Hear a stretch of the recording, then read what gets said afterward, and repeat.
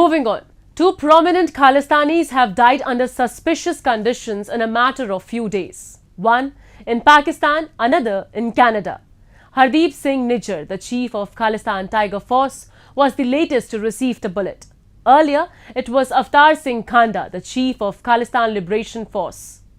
There are reports that the Khalistani camps, which have been flourishing on the finances provided by Pakistan, were rattled by the arrest of their India face Waris Punjab chief Amritpal Singh. Power vacuum at one front, personality clashes within groups, and widening divisions among different leadership factions are being attributed for the implosion with the so-called Khalistan movement. A report. Hardeep Singh Nijjar, who was a designated terrorist under UAPA Unlawful Activities Prevention Act for his involvement in various terror activities in India, and who also had an Interpol Red Corner notice against his name, was recently found dead in Canada's Surrey under suspicious conditions.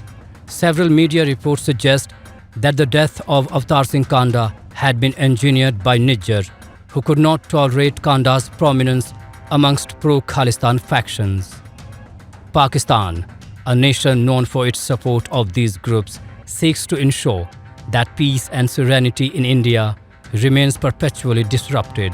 In line with its sinister dual strategy, Pakistan on one hand sends drug shipments using drones that harm younger generations, while on other it extends financial and logistical support to organizations associated with Khalistan movement. Very simple. It is a Pakistan-backed, Pakistan-sponsored movement.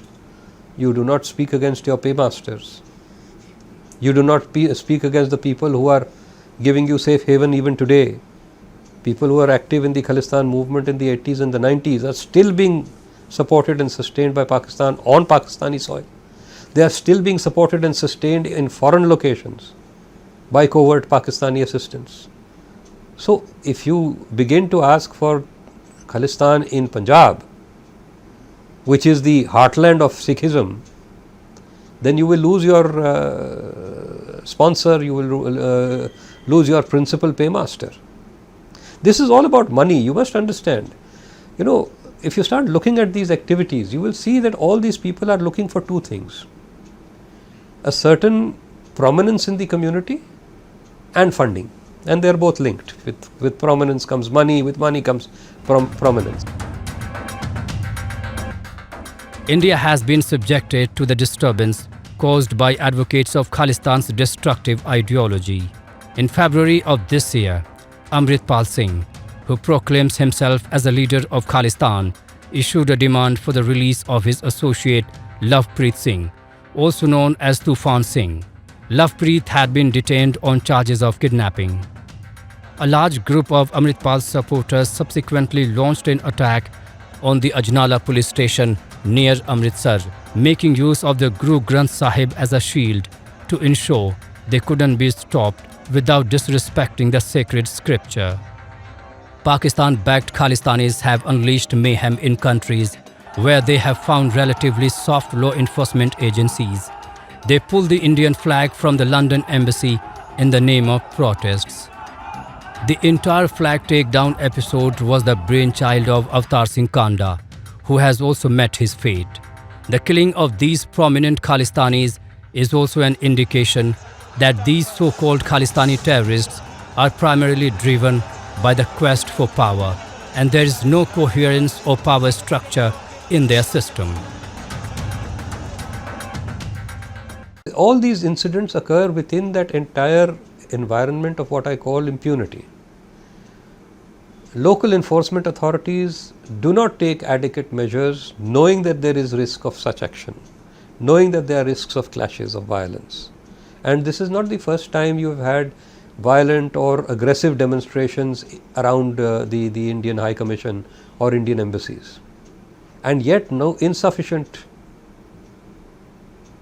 arrangements are made to prevent such actions.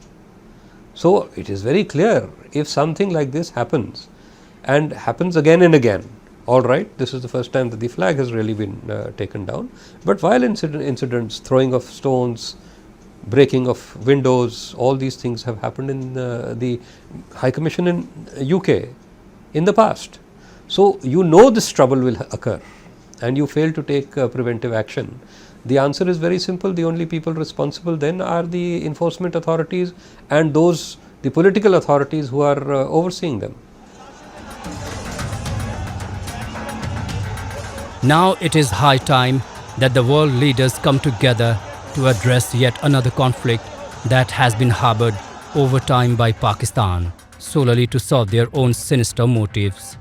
And the challenges faced by India must be considered, as India has borne the major brunt of the Pak-sponsored Khalistan movement and has to face the consequences of yet another issue orchestrated by Pakistan to disrupt peace in the country.